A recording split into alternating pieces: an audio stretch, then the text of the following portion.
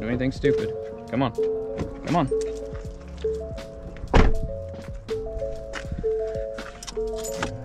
We're definitely gonna get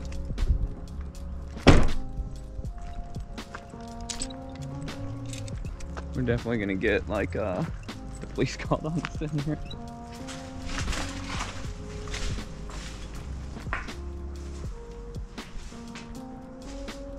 So Tawny brought me down here, not down here, but over there to take pictures of an abandoned rail station. And then we saw this place. So we're just shooting with our Instax cameras. She's over there, Simon's over here. So let's see what we can get shots of. This building is super gnarly. Stay right there, walk into the doorway. Stay right there like that. Let me make sure, hang on, I need to probably turn my flash on. Actually, let's not go flash, let's go light plus.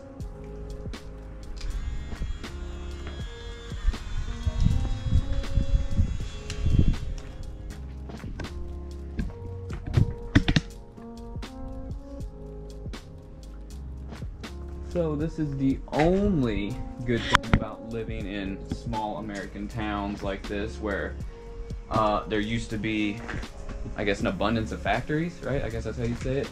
Is you get all of this stuff they closed down and abandoned. It's just really good for photos and stuff. Like this room here. Super cool. What is this? Is this like a Nerf ball? Like a Nerf gun? I mean, this would be kind of a cool shot here too.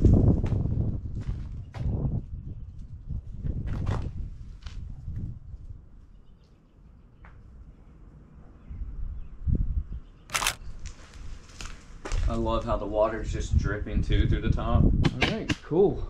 Ton, did you get a shot of? Well, there's really nothing out that way, is there? Gangs are lame. That's what it says on the wall. Oh, hell yeah. Look at this shot of you. Looks like an album cover. That's how I... Oh, you should have got when my head was up. Let's get another one. That's how I get, that's how I tell whether my picture's good. Looks like it'd be an album cover.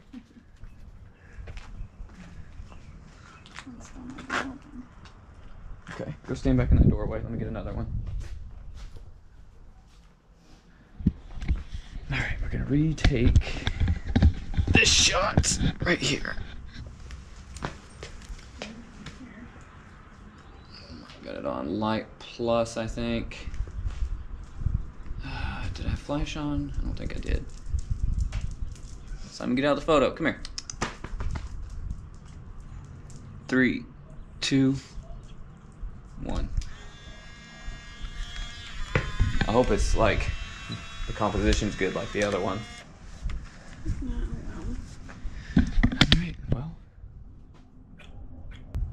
Whatever building this is. I was gonna say warehouse, but I don't think this is really a warehouse. Factory. And there's just like an office and stuff, like that have like sign people in. Well, there's doors on it. Like...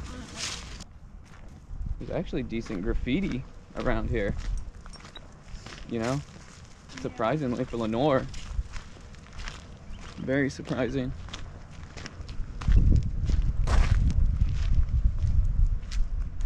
You okay? You cold? What the hell? Somebody had a jug of Clorox out here for.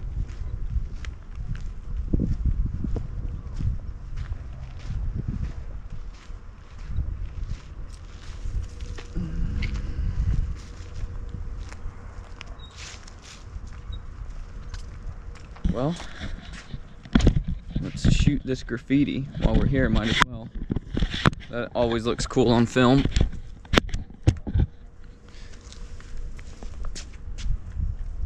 Shout out to, I want to say Jester, but I don't think it says Jester.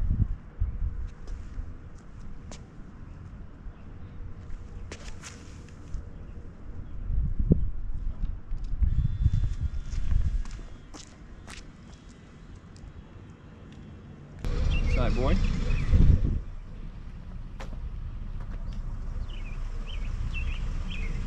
What'd you say, Tom? Flash or no flash? What would you do? You don't think what?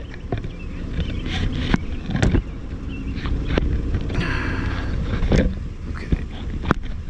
Why is this tripod not? There we go.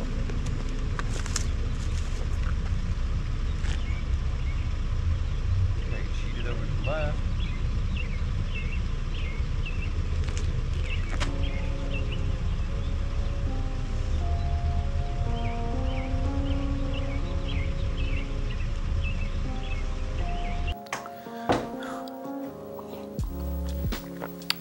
Halloween 2. I don't know if you guys can see that.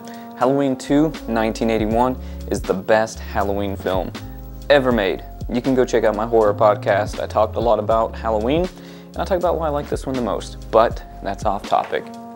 So, we are back in the studio now, and we're done doing our little photo walk. So, I just want to show you guys some of the pictures we got, and I want to talk a little bit about why I shoot Instax. I shoot Instax because I like having tangible photos.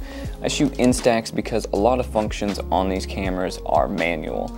So it just helps you sharpen your photography eye and helps you just kind of like sharpen your tools when it comes to using manual settings and exposing film correctly. Plus they're just cool. I don't really look at them as a novelty. Like I have a box of physical photos now, like you used to have as a kid.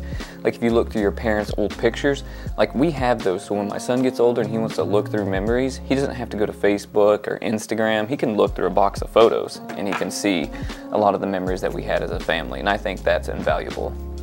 So, in addition to that, a pro tip of shooting any kind of instant film, especially Instax, wear a shirt with a pocket, because as you're developing your pictures, after you take them, you can just shove them right in there, and it's just a good spot to hold them. Yeah, so one thing I also want to talk about before I show you guys these pictures is sometimes we're going to just do these super raw photography vlogs, and I don't think enough photographers on YouTube are doing these. Now you have some that do go out and they do actually capture them shooting photos, but a lot of the photography channels are just gear reviews, and a lot of the photography channels are just like trying to sell you presets, which I have presets for sale, but that is not the whole reason for making photo vlogs or photo videos. It's more or less like, here's how I'm capturing photos in real time, here's my process while I'm doing it.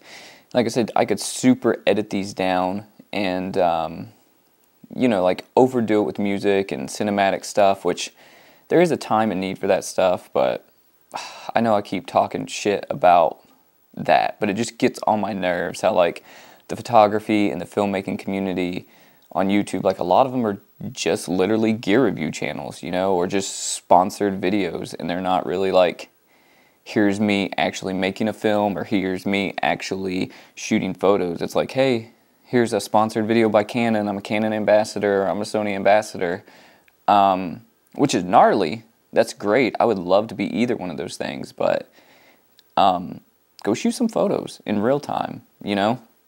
Throw a GoPro on, you know? And just freaking go take pictures and show people your process.